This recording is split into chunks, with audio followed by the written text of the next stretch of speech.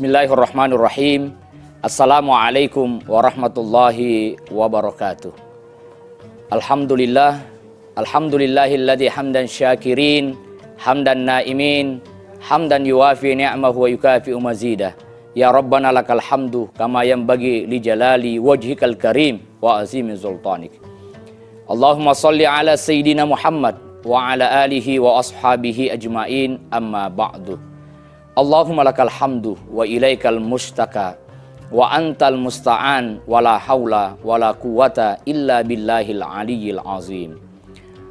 Para pemirsa TV One yang insya Allah dimuliakan dan dicintai oleh Allah Subhanahu wa ta'ala, kita bersyukur kepada Allah Subhanahu wa ta'ala atas segala nikmatnya buat kita sekalian.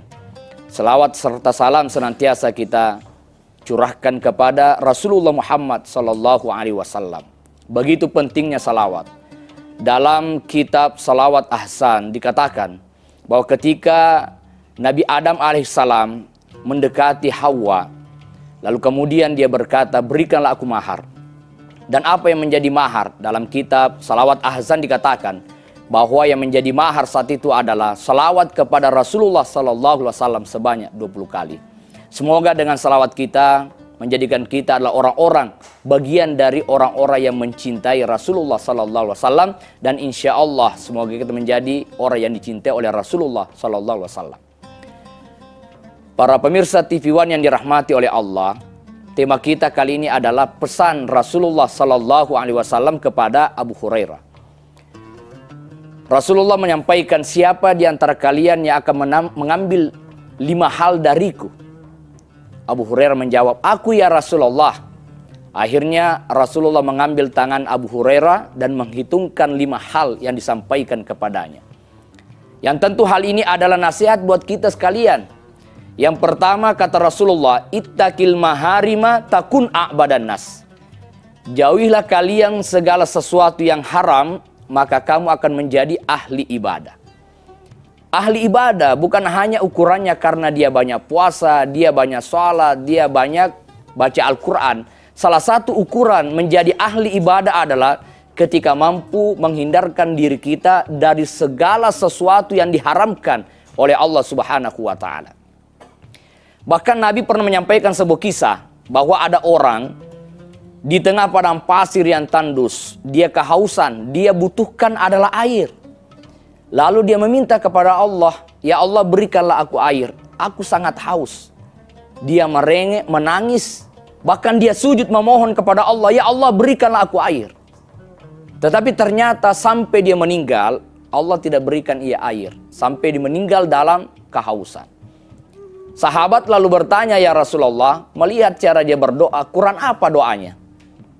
Kurang apa doanya ya Rasulullah, kok tidak diijabah oleh Allah? Rasul menjawab, tahukah kalian kenapa doa-doanya tidak diterima oleh Allah? Karena ada karena ada daging yang tumbuh dari tubuhnya itu berasal dari sesuatu yang haram. Pentingnya menghindarkan diri segala sesuatu yang haram. Kenapa? Dalam kajian tasawuf dikatakan, bagaimana mungkin sholatmu akan diterima oleh Allah Subhanahu wa ta'ala jika energi yang kau pakai sholat itu bersumber dari sesuatu yang haram? Bagaimana mungkin dalam sholatmu bisa mencapai kehusyuan jika alat-alat yang kau pakai sholat, termasuk songkoknya, termasuk sarungnya, termasuk bajunya, itu berasal dari sesuatu yang haram? Maka para ulama sufi adalah orang-orang yang betul-betul wara', betul-betul menghindarkan sekecil apapun dari sesuatu yang haram. Contoh kisahnya Ibrahim bin Adham, seorang ulama sufi. Beliau dari Mekah berjalan menuju Masjid Al-Aqsa di Yerusalem. Namun di tengah jalan beliau singgah membeli sebiji kurma, 1 kilo kurma. Setelah selesai akad, beliau kemudian mengambil kantong kurmanya yang berisi 1 kilo. Tiba-tiba dia melihat ada 1 biji kurma yang terletak di bawah timbangan. Langsung aja dia mengambil biji kurma itu dan memakannya karena mengira bahwa kurma sebiji itu adalah bagian dari kurma yang dia beli. Lalu berjalan ke Masjid Al-Aqsa, itu 4 bulan lamanya. Tidak sama sekarang, bisa dengan mobil, jalanan yang bagus. Dia berjalan kaki 4 bulan baru sampai di sana. Masuklah ia beribadah di persis di bawah kubah Sakhrah.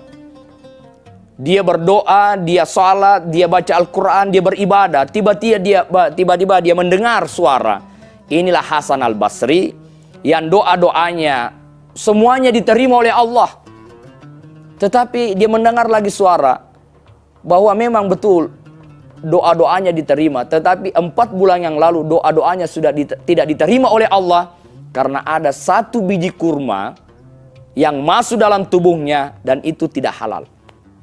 Coba bayangkan bagaimana gelisahnya dia. Sehingga selesai dia beribadah, dia tidak membutuhkan waktu yang lama, dia bergegas untuk balik ke Mekah. Dia berjalan 4 bulan lamanya lagi untuk apa? Untuk minta halalnya yang 1 biji kurma ini. Coba bayangkan para pemirsa TV One yang dirahmati oleh Allah. Seorang sufi 1 biji kurma.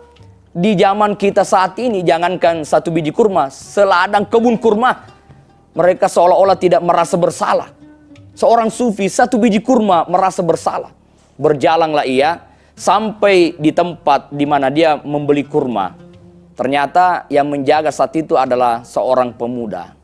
Karena dulu ketika dia membeli kurma, yang melayani dia adalah seorang yang tua. Lalu dia bertanya, wahai anak muda, kemana orang tua yang sering menjual di sini? Ya Syekh, itu adalah ayah saya. Sebulan yang lalu sudah meninggal. Kenapa ya Syekh?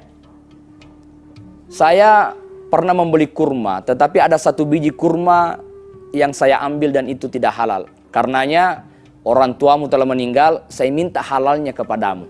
Mohon dihalalkan. Apa kata si anak? Wahai Syekh, saya halalkan. Tetapi saya ini punya 11 saudara. Saya tidak tahu 10 saudaraku yang lain itu menghalalkan apa tidak. Apa kata Ibrahim bin Adham?